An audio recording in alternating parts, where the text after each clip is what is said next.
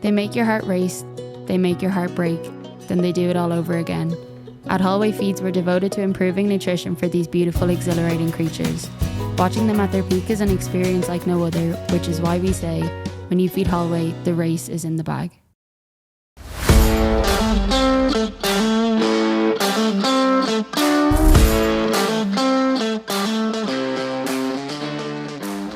Welcome back, ladies and gentlemen, to Horse Races Now.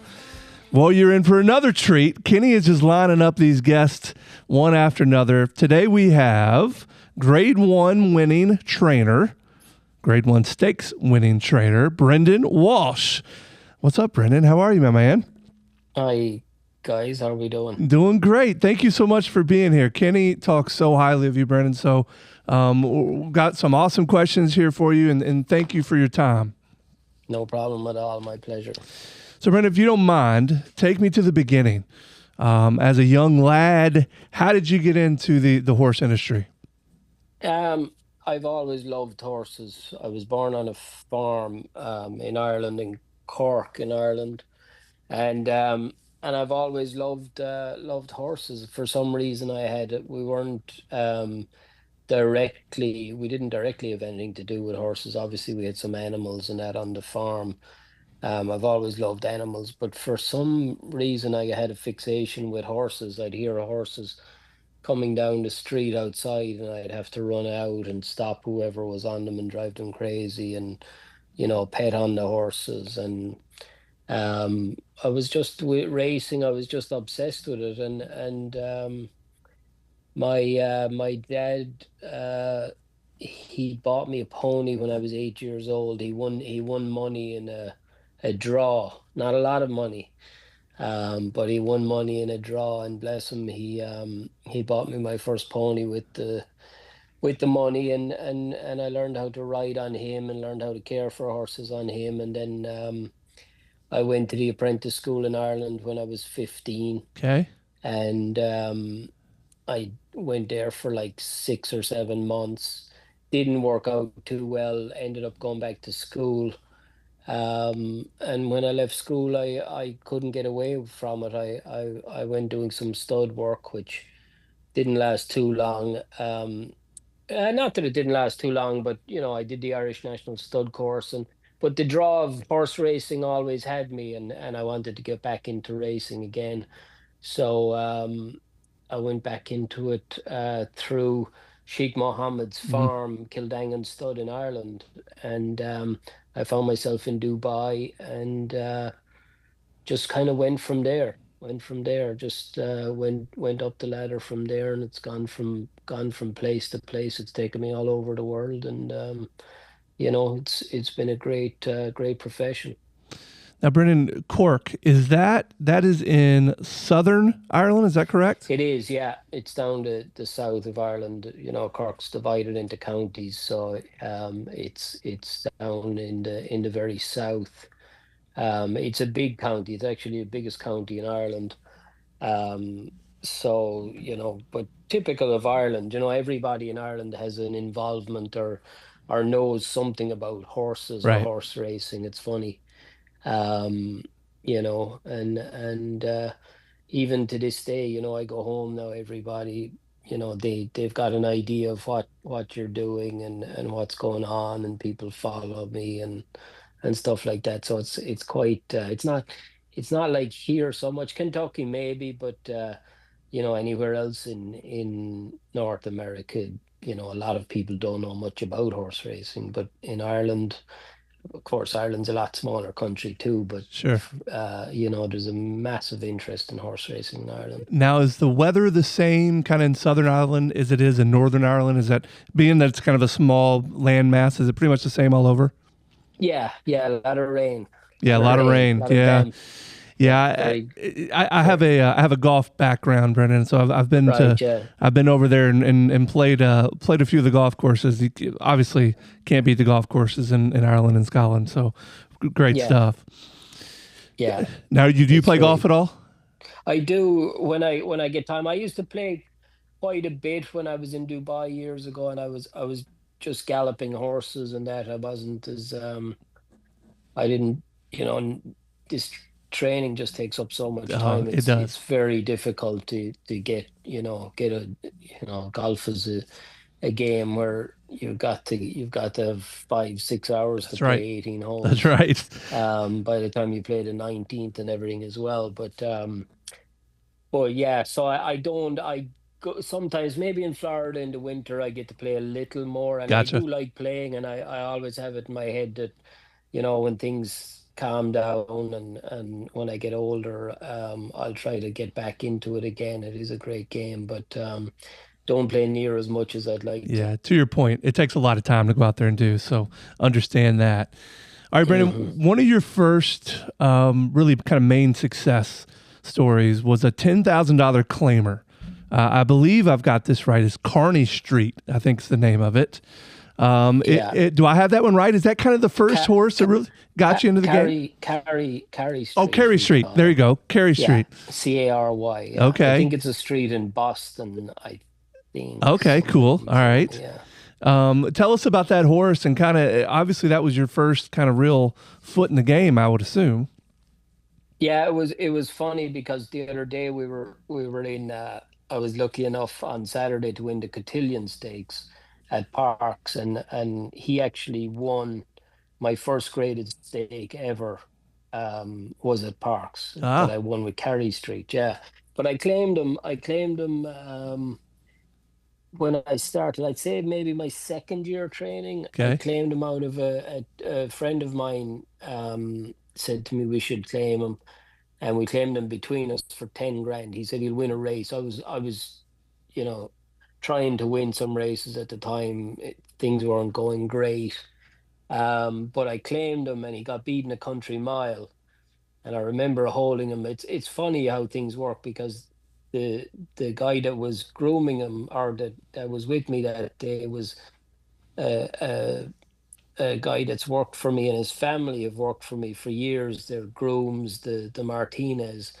And Gatto, we call him. He actually became a rider after, and he galloped pretty mischievous for me when she won the Oaks. Mm, He galloped her every morning, but he was grooming for me. I'll never forget when we claimed Cary Street, and he got beaten the length of the stretch. And I remember holding him for a bath after, and thinking to myself, "Oh my God, I'm just after blowing." yeah. What did I We do? were halves on it, so I was like 5 grand. But anyway, we got him home, and we got to work on him, and we got him going right. And about 6, 7 months later, he started to do really well.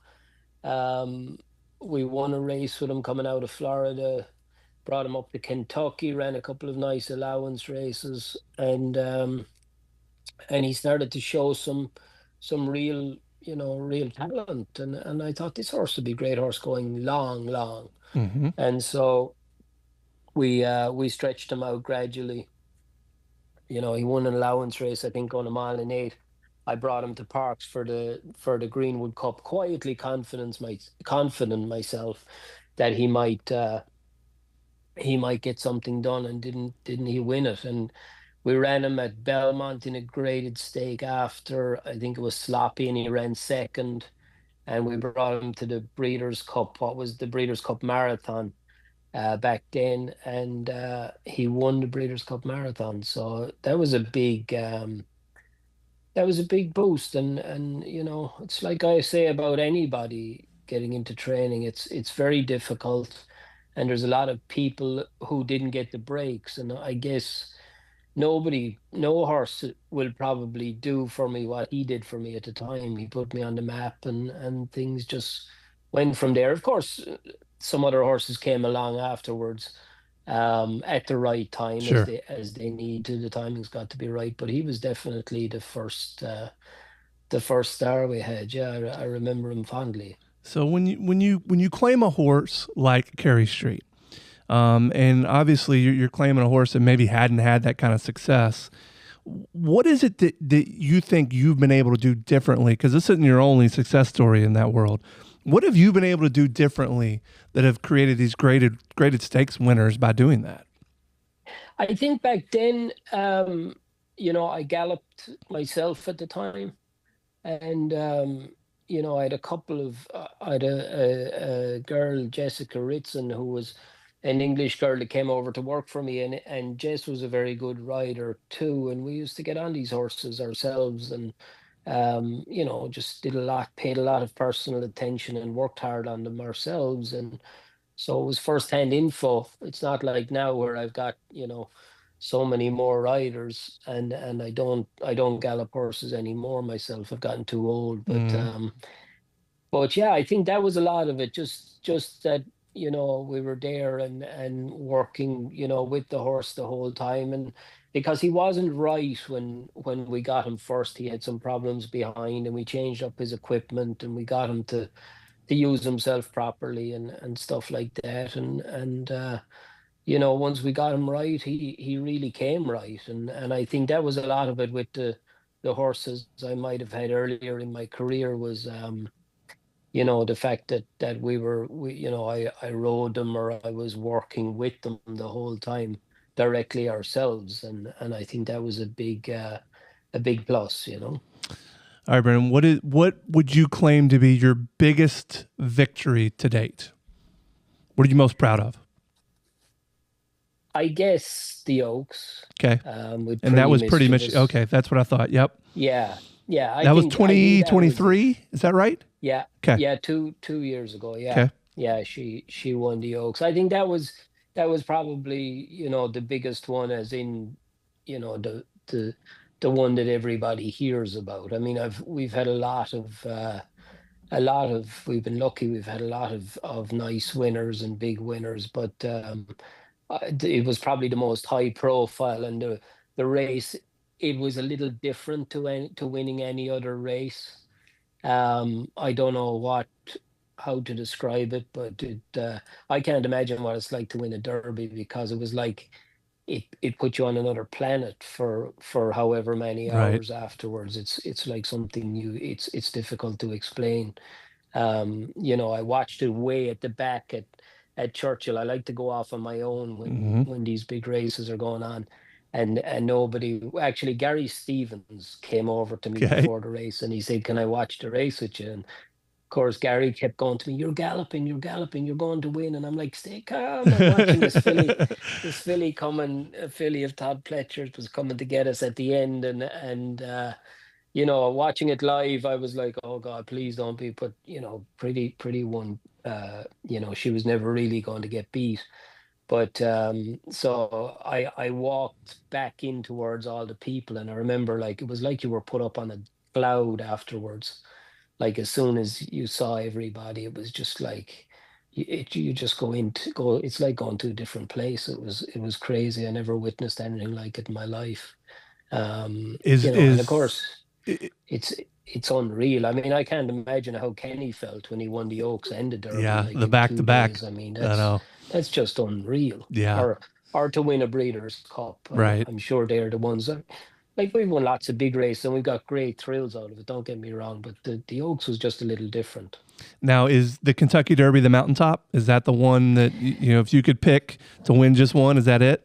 Yeah, I mean, when I came to this country, of course, coming from Europe, you've got Royal Ascot, and Yep. you've got this in your mind, and you've got Breeders' Cups in your mind. But if you're in a horse racing in this country for a while, like I have been now, that's the holy grail, really. That's what everybody, anybody who tells you that it's not, they're telling you a lie, because I think that's what everyone wants to win eventually. If you could pick a race, and I mean, there's been some fantastic trainers that have never won it, or Mm-hmm. or have hardly even had runners in the Mm-hmm. race. We're lucky. We've had a couple of runners. We witnessed it a couple of times, but I think the more you witness it, the more you want to try and win it. Yeah. But yeah, I mean, if you were to say to me right now, what is the one race you'd really like to win, it would have to be the Derby. Yeah, absolutely. That makes sense. Now Kenny obviously has won the Derby and the Oaks, and he's won some obviously some big ones beyond that too. But he says his mountaintop for him next is the English Derby. Wow. Yeah. Yeah. I guess. Yeah. It's a huge race. It's a huge race. Have you Yeah. ever had a I runner in mean, that? no, no. I've only ever had. I never really trained in Europe. The only time I've had a runner in Europe was I brought Extravagant Kid, horse that won the sprint in Dubai on World Cup night. I brought him to Royal Ascot, and he ran third in the King Stand at Royal Ascot, and I ran him in the July Cup the same year at Newmarket, and he ran up the track in that. But they're the only runners I've had in Europe actually. It was him, just him, them couple of times. All right. Well, take me back to the Oaks here. So when Pretty Mischievous, I can even say it, won the Oaks, what do you think was the move or the decision? What was it that put that filly on top? Listen, I think she was a very good filly.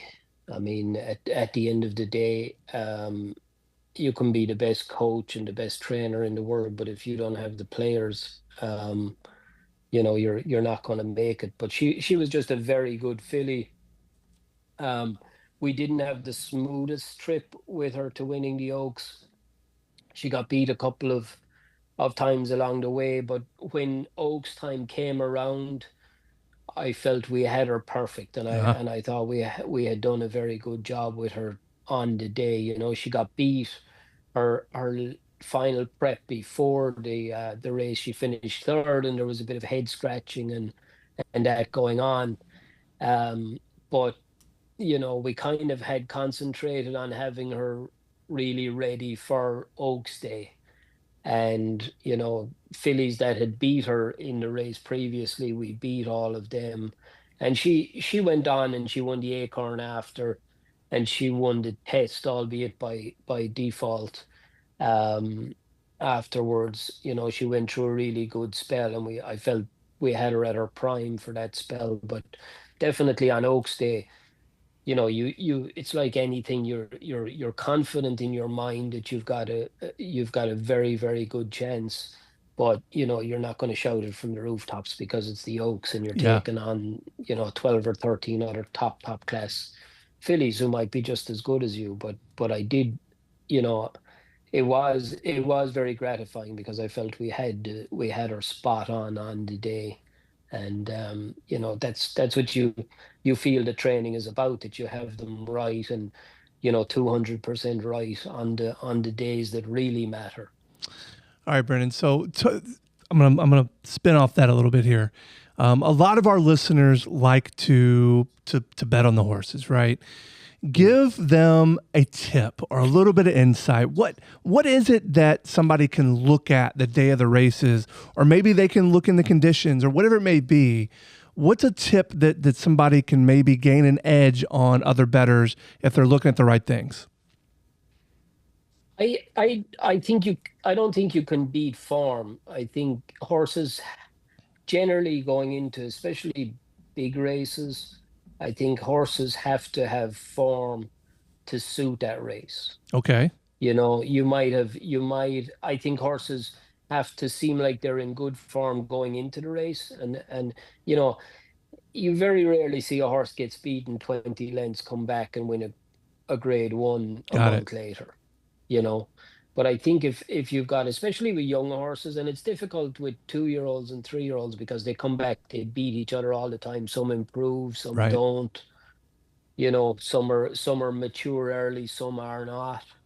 Um, but I think you can't be recent form, and I think you can't beat form to fit that certain race. Like you say, you've got a grass horse that might have, his first or second start as a 2-year-old might have run a decent race in a maiden or what have you, went off on the dirt, ran a couple of nice races, tailed off a little bit, comes back on grass. He's back to where he was, and he's obviously had the experience. I think that's a great angle, is when they come back to where you think they probably belong. They might have the pedigree for it as well. It's all a conundrum, and that's the beauty of this game. No matter Correct. how hard anyone tries, you're never going to have it right all the time. In fact, you're not going to have it right a lot of the time. Right. But I think that's it. I think is current form, I think, is very important. When I think of any races really, but any bigger races that we won, we've always had a nice run of form going into them. You very rarely see a horse run one or two poor races and not, unless they're coming maybe off a bit of a layoff or what have you. But generally, if their form starts to tail off, it'll keep tailing off until they get a break and they come back off a layoff, and their form might start to go back up to what it was again. Great advice. Another big piece of our listenership are people that have either a small ownership take or just kind of getting into the game when it comes to ownership of a racehorse. And the question we get a lot is what type of conditions should you look for? Should you drop down in class depending on how you fare in a certain race? The conditions are the big thing that it seems like that new owners aren't real sure how to navigate. What would be your advice there? I think, the best judge probably is most of the time is going to be your trainer. If you've Right. got the confidence to put a horse in training with somebody, then you should have the confidence for him to guide you. Um, because if the trainer doesn't know what level of form a horse is up to, then you're either with the wrong trainer or there's something amiss somewhere. Got it. So I think they're probably I think people getting into horses, it's always nice to have a horse with conditions. Mm-hmm. And they don't have to always be very good horses, I mean, if people haven't got a lot of money to spend, some of these claiming horses with some upside that maybe, they could improve down the line are nice horses to get involved with. And 99 times out of 100, you're not going to be at the top end initially anyway. You're Sure. going to have to go through a few to learn the game. I mean, some people get very lucky; they get good horses from the get-go. But I think you have to trust your trainer, and you have to trust the people that work for him that know what. I think that's always a good thing is the trainer should really know what kind of a level horses are able to compete at. And you've got to be realistic, because nobody wants to go to the races and get finish 20 lengths up the track. Mm-hmm. Even if you're winning small races, everyone loves to win. It doesn't matter if it's at Churchill Downs or if it's at one of the smaller tracks, but you've got to be able to win races, and you're not going to win all the time. I mean, as we see, like people that are good at this game, they operate at 17, 20%, 22% with the very good ones. Right. And that's it. But they should be competitive, or put them at a level where they're competitive at least most of the time. Once you've got a line on where the horse belongs. Otherwise, you're either fooling yourself or simply the horse isn't just good enough. Great answer. All right. Speaking of good horses, what is the best horse you've ever trained? I would have to say Maxfield. Um, I've been very lucky.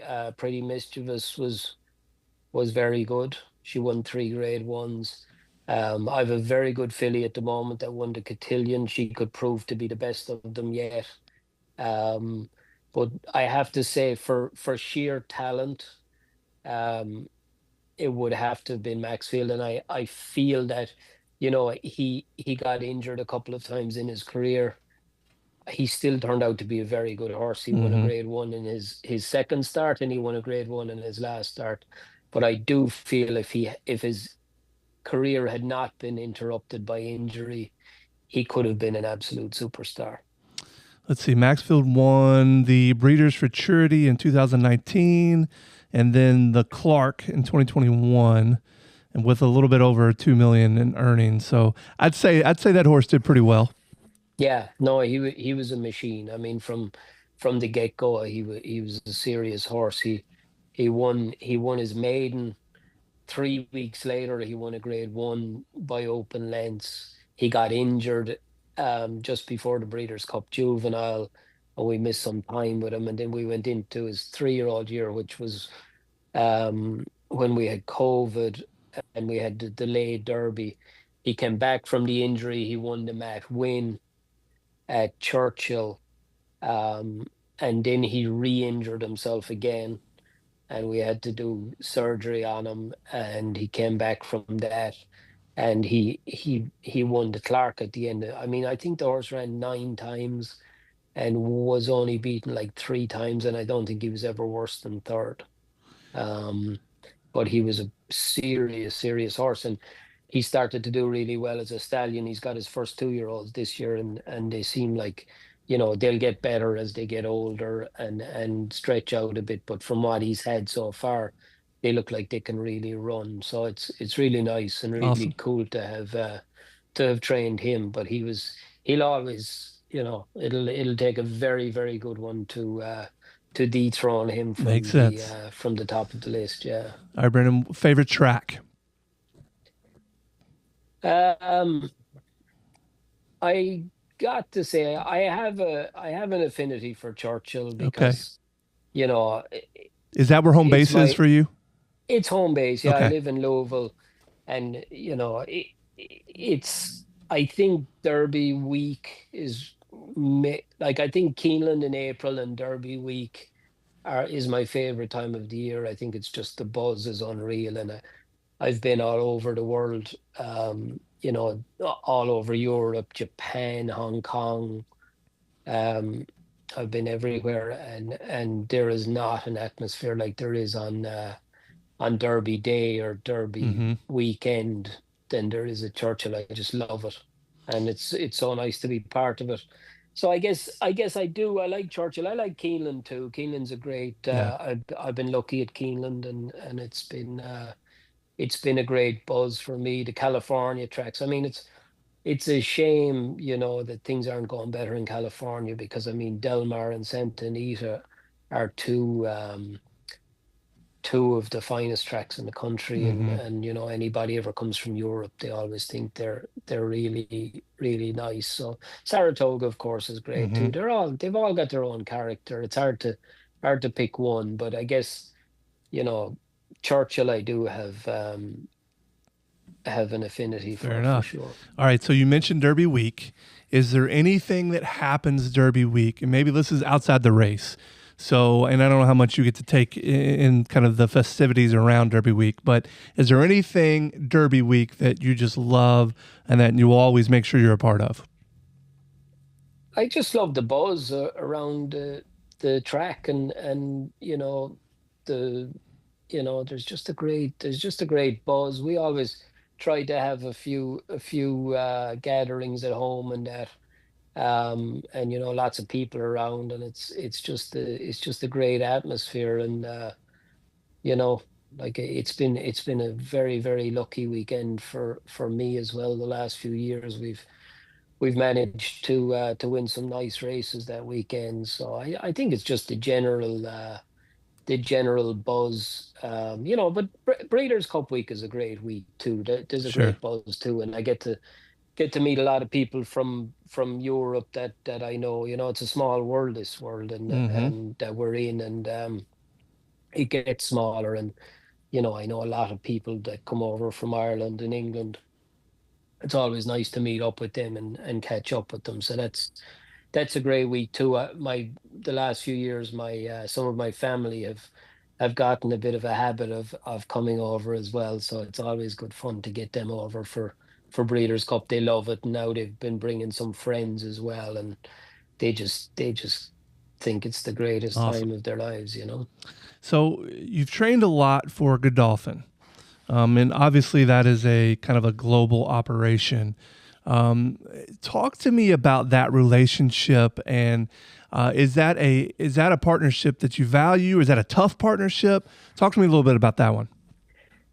It's a partnership that I really value because I have literally worked for them my whole life, Okay.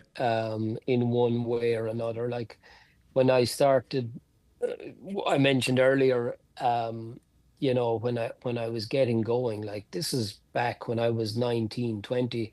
I worked on Sheikh Mohammed's farm in Ireland, Kildangan Stud, where we broke and pre-train a lot of his yearlings before they go off to their trainers. So, we were involved with all them pedigrees and all that. And, they'd go off to all the big trainers. And a lot of them horses turned out to be really, really good horses. I ended up going to Dubai.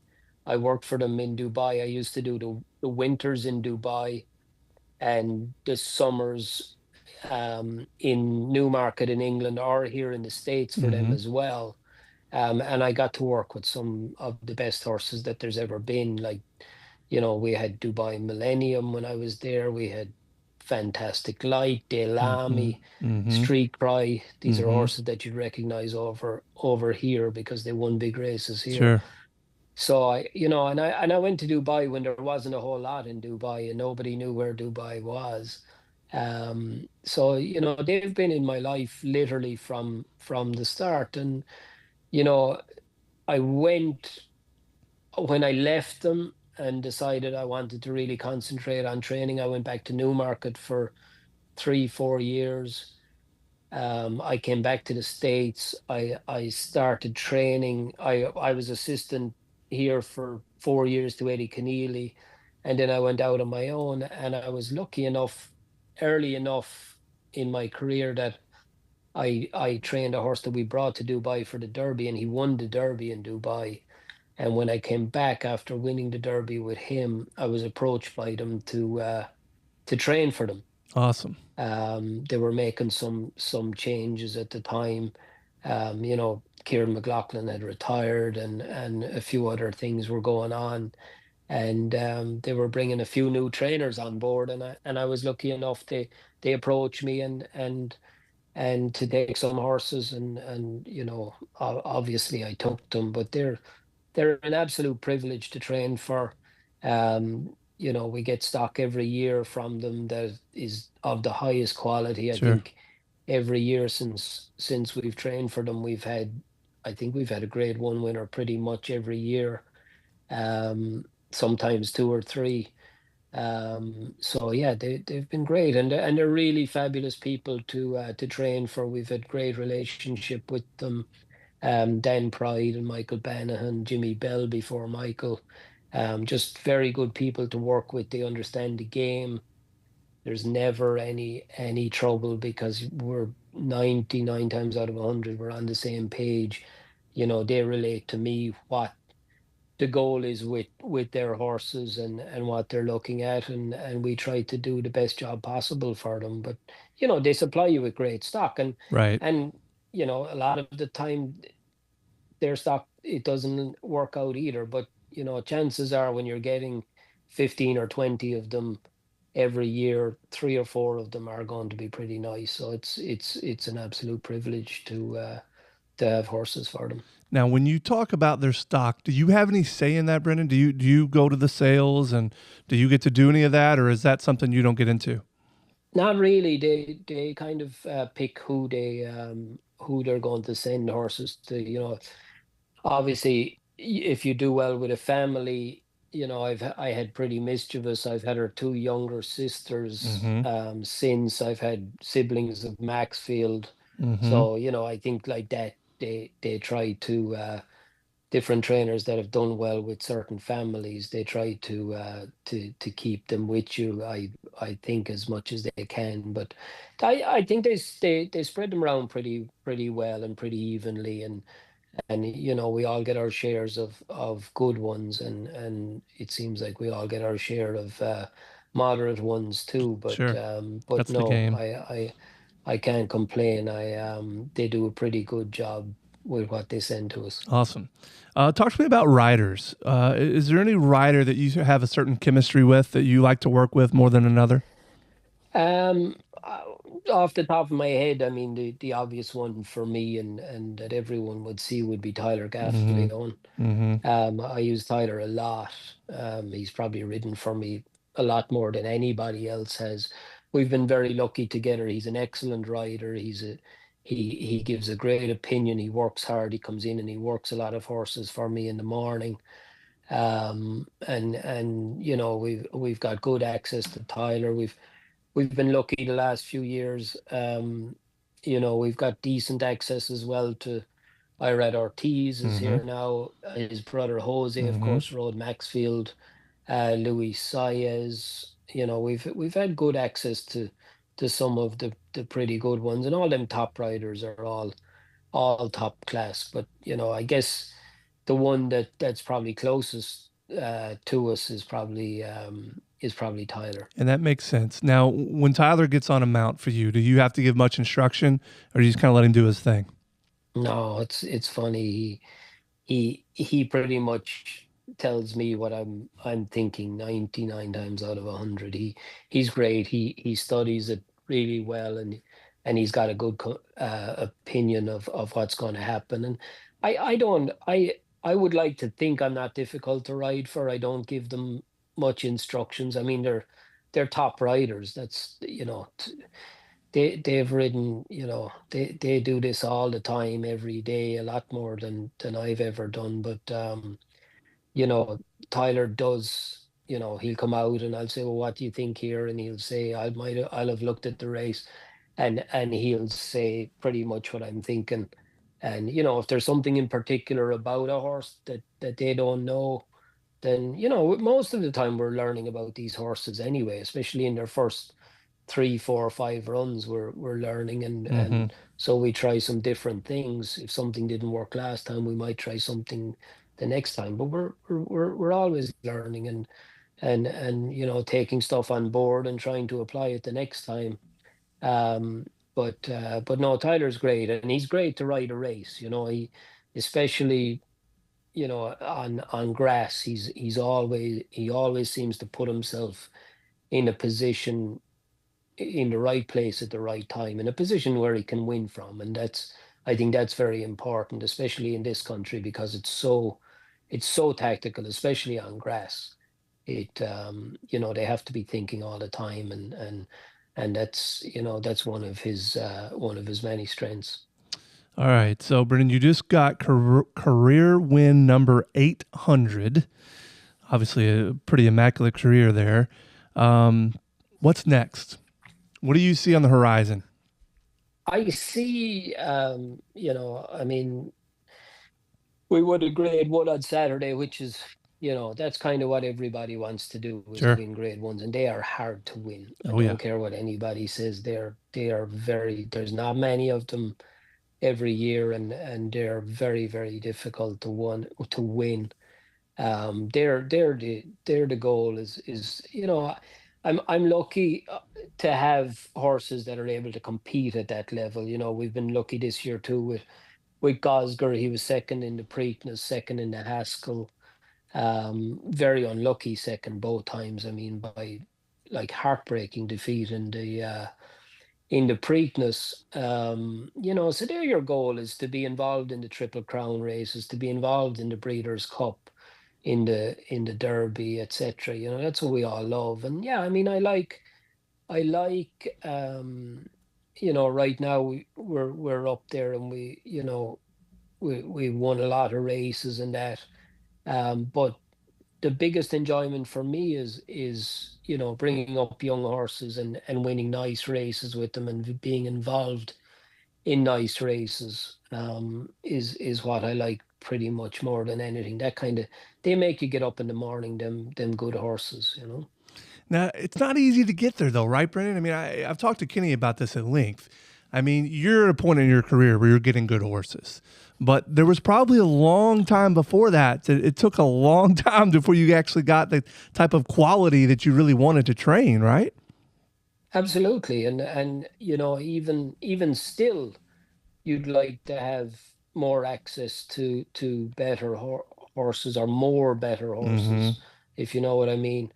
Um, but it's tough. I mean, I look back at it, and there was tough times, and it's tough, and it's still tough. I mean, the majority of stuff that makes it tough, people don't even see it. I Sure. mean, everyone sees us on the racetrack, and at the races on days, but some of the disappointments, that you get, in the mornings, and just in general, it's tough, and it's a tough game. And I've seen some very, very good trainers down through the years, that were every bit, as talented as the top trainers that are there now, and they just never got the breaks, or things didn't work out for them. I mean, we've lost some nice horses down through the years too, albeit through injury or some kind of Hmm. a mishap, or they get sick or they get colic. I mean, people don't realize. I mean, we every morning, like training, we get bad news after bad news Hmm. after bad Hmm. news. Not just not like one injury that's career ending, but you might have a horse ready to run next week that you're looking forward to. You go in this morning, it's got a temperature, or Right. it's off its feed, or it cuts itself out training and you can't run it because it's got a cut, or like there's so many setbacks. It's unbelievable. And like the amount, of things that have to go right for you on the day. I mean, you have to get horses into races. You got to get a good draw. It's unbelievable Yeah. the amount of things that go into winning a race. It's Makes it's it's sense. a tough it's a tough game. It makes Tough game. sense. Brendan, Yeah. I can't thank you enough for your time. Can you leave our listeners with any sort of tip? You have any horses running that we need to keep an eye on here in the near future? I had a filly. She's on the Alsos tomorrow, actually, at Churchill, but I don't think she's going to draw you now. But Okay. they could watch out for her maybe down the line. She's a sister to Pretty Mischievous. Oh, okay. Her name is Bella Ballerina, and she's pretty nice. So she should be tough. We'll try and run her in a maiden at Keeneland if we can get her in there. Awesome. If she doesn't win first time, then she shouldn't be too far away. Her first couple of runs, she's pretty nice. There So you go. That's what our listeners love to hear, just so they can get a little inside tip there, Brendan. Thank you so much. yeah, sounds good. Thank you, guys. Thank you so much for being here. And once again, ladies and gentlemen, Horse Races Now, please hit that subscribe button. Give us a nice review. The more of that, the better. And we can hopefully keep bringing you awesome guests like trainer Brendan Walsh. Thank you so much, and we'll see you at the races. Horse Races Now, the app to follow horse racing at over 1,200 tracks worldwide. View entries and results. Get notifications on your favorite horses, jockeys, trainers, racetracks, and owners. Users set up and revise notifications like live video at the gate, call to post, entries, results replays, etc.